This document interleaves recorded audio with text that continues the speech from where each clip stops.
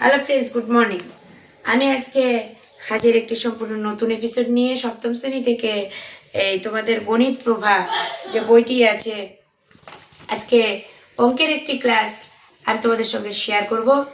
অবশ্যই বন্ধুরা, এটা খুব ইম্পর্টেন্ট একটি চ্যাপ্টার তোমাদের অধ্যায় 5 থেকে, ঠিক আছে, পঞ্চম অধ্যায় থেকে। সেই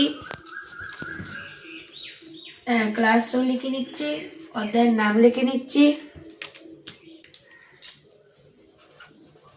সবাই দেখে টুকে নাও। চ্যাপ্টার কি? চ্যাপ্টার হচ্ছে তোমার 5। এটাতে কি আছে? সূচকের ধারণা। সূচকের ধারণা এখান থেকেই কিন্তু অনেক ম্যাথ এবার সেকেন্ড ইউনিট টেস্টে থাকবে। তার থেকে একটা করাই চলো, এখান থেকে ফাইনালেও থাকবে। আর এই অঙ্কগুলো শুধুমাত্র স্কুলের জন্য নয়, আমাদের চাকরি প্রার্থী প্রত্যেকের কাজে লাগে এই সমস্ত ম্যাথ, ঠিক আছে বন্ধুরা? তো মন দিয়ে শুরু থেকে শেষ পর্যন্ত ভিডিওটি দেখো। ভালো লাগলে তোমরা একটি লাইক কমেন্ট করে অবশ্যই জানিয়ে দেবে, বন্ধুদের সঙ্গে বেশি বেশি করে শেয়ার করবে। আর যারা নতুন দর্শক তাদেরকে ওয়েলকাম, তাহলে চ্যানেলটি সাবস্ক্রাইব করে অল বাটনটি প্রেস করে নাও সমস্ত নতুন ভিডিওর আপডেট নোটিফিকেশন সবার আগে জানার জন্য। এর থেকে একটি অঙ্ক আমি বেছে নিচ্ছি। যদি তোমাদের এরকম থাকে, একটি ভগ্নাংশ, উপরে 5, তার পাওয়ার হচ্ছে 9, আরেকটি 5 থাকলো, তার পাওয়ার হচ্ছে 6। এবার নিচে যেটা থাকছে, এখানে একটি 5, তার পাওয়ার হচ্ছে 7। অঙ্কটি দেখে মনে হচ্ছে যে কিভাবে কি করব, তাই না? এর মধ্যে কি হতে পারে এমন জাদু। তো প্রথমে বলি, আমি এখান থেকে স্টার্ট করছি জায়গাটুকুর মধ্যে করার জন্য। কি করছি? প্রথম লাইনে আমার 1 নম্বর লাইন হবে এটাই, যে আমি প্রথমে দুটা কমন কি পাচ্ছি? 5। তাহলে দাগ দিয়ে আমি কমন 5টা নিলাম। এবার তার পাওয়ার আমরা কি কি পাচ্ছি? 9 আর 6। তাহলে এগুলো সব উপরের মান না নিচের মান? উপরের। তাহলে কি হবে, যোগ না বিয়োগ? যোগ। এটা আমরা আগেই শিখেছি।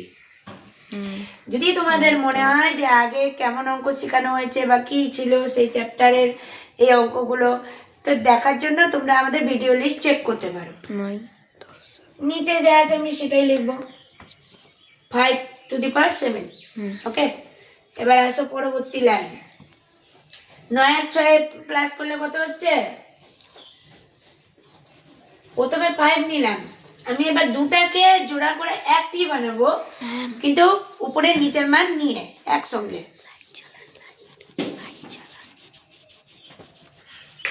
উপরের নিচের মান সব একসঙ্গে নিব, ঠিক আছে? তাহলে আমাকে নিতে হবে প্রথমত 5। 9 আর 6 প্লাস করলে কত হচ্ছে? 9 আর 6 প্লাস করলে 15 হচ্ছে। আচ্ছা, এবার নিচেরটা যখন আমি একসঙ্গে নিব, তো নিচের মান উপরে গেলে কি হবে, প্লাস না মাইনাস? মাইনাস। এই ছিল আমাদের আজকের জাদু। তো 5। অঙ্কটি যদি ভালো লাগে অবশ্যই লাইক কমেন্ট করে জানাতে ভুলো না। দেখো এবার 15 থেকে 7 বাদ দাও, কত থাকছে? 15 থেকে 7 বার। হ্যাঁ, 8 হ্যাঁ। থাকছে। 5 টু দি পাওয়ার 8। এই হচ্ছে আজকে আমাদের ক্যালকুলেশন, এই হচ্ছে আমাদের আজকের ম্যাথ সলিউশন। বাপরে, এত সহজ! অনেক সহজ তো, বুঝে গেলাম।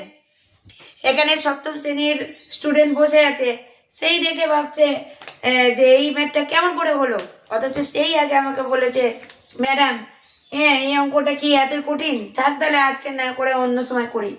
আমি বললাম তো করেই তো দেখ অঙ্কটা সোজা কি কঠিন। তাহলে তোমরাও নিশ্চয়ই বুঝতে পারলে যে অঙ্কটার মধ্যে কত সুন্দর একটা ছোট্টখাট্ট জাদু আছে। এইটুকুটি যদি তোমরা বুঝতে পারো, তাহলে তোমাদের কাছে এই আনসার বের করা কখনোই ক্রিটিক্যাল নয়। এই উত্তর কি তোমরা বলো পরীক্ষায় পারবে না? পরীক্ষায় এই জাতীয় অঙ্ক আসলে তাহলে পারবে তো? হ্যাঁ।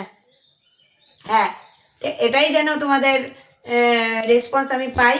এবং অবশ্যই ভিডিও শেষে লাইক কমেন্ট করে জানাতে কিন্তু ভুলো না যদি ভালো লেগে থাকে, কারণ আমিও তোমাদেরকে চেষ্টা করছি তোমাদেরকে কত সহজ টেকনিকে কত ভালোভাবে তোমাদের জন্য উল্লেখযোগ্য ম্যাথ আমি ক্যালকুলেট করে তোমাদেরকে দেখাতে পারি, তোমাদেরকে শেখাতে পারি।